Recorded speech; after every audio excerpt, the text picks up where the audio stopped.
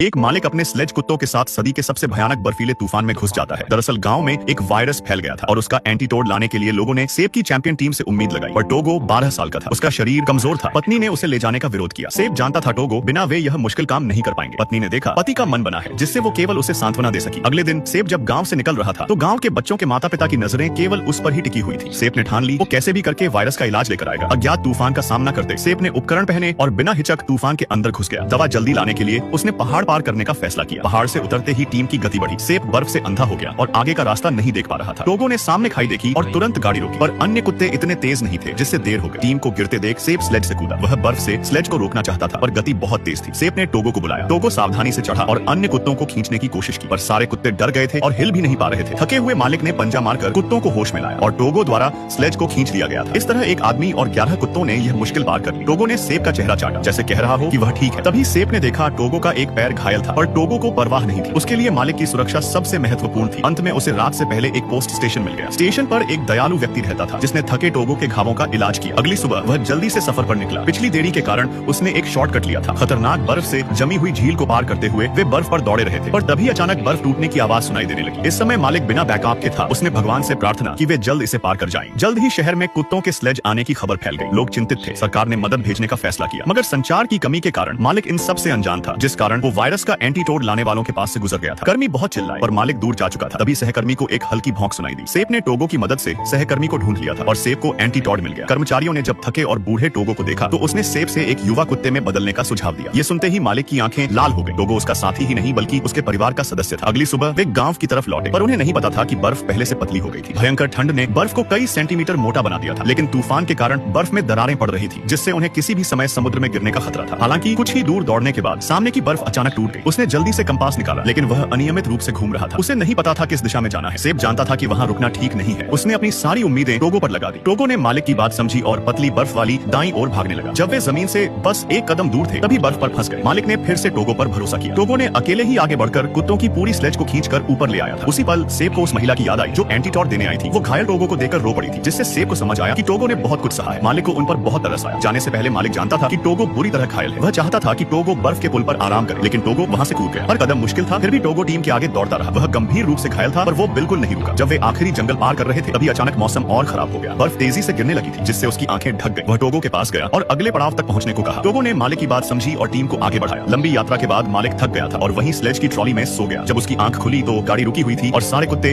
बर्फ में बेसुध पड़े थे। सेब ने जब ध्यान से देखा तो सारे कुत्ते ठंड से मर गए, जिससे सेब ने अपना दिमागी संतुलन खो दिया। इन कुत्तों ने अपनी आखिरी सांस तक दौड़कर सेब को गांव सुरक्षित पहुंचा दिया था। कुत्ते सच में प्यारे और वफादार होते